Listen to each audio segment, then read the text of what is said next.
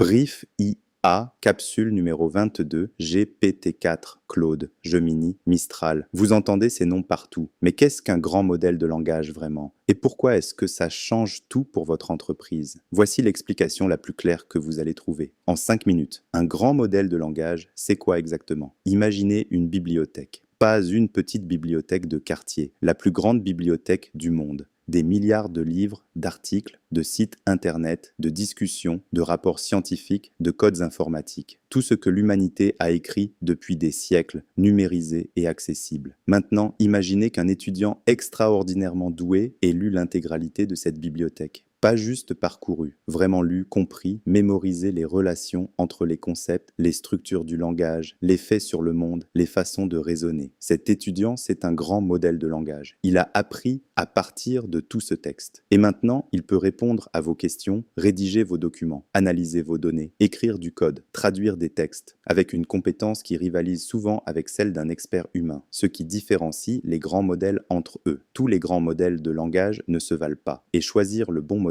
pour votre usage n'est pas anodin. GPT-4 d'OpenAI, le modèle le plus connu. Très polyvalent, très puissant sur la génération de textes et le raisonnement complexe. C'est le modèle qui a mis l'intelligence artificielle générative sur la carte avec ChatGPT. Son point fort, la créativité et la génération de contenu long. Son point faible, le coût et la dépendance à Microsoft et ses infrastructures américaines. Claude d'Anthropic, souvent considéré comme le modèle le plus fiable et le plus précis pour les tâches professionnelles complexes. Développé avec une philosophie de sécurité et de fiabilité au cœur. Il refuse de produire du contenu dangereux et est moins susceptible d'halluciner que ses concurrents sur les tâches factuelles. Son point fort, la précision et la fiabilité. Son point faible, légèrement moins créatif que GPT-4 sur certaines tâches de génération libre. Gemini de Google. L'avantage de Gemini, c'est son intégration native avec l'écosystème Google, Google Workspace, Google Search, Google Cloud. Si votre entreprise est dans l'écosystème Google, Gemini est naturellement le choix le plus intégré. Son point fort, la recherche et l'analyse de données en temps réel grâce à sa connexion à Google Search. Son point faible, un démarrage chaotique qui a entamé la confiance des utilisateurs. Mistral, le champion européen, des modèles plus petits mais extraordinairement efficaces. Mistral large rivalise avec les meilleurs modèles américains sur de nombreux benchmarks. Et ces modèles open source permettent un déploiement sur votre infrastructure sans envoyer vos données à l'extérieur. Son point fort, la souveraineté des données et l'efficience. Son point faible,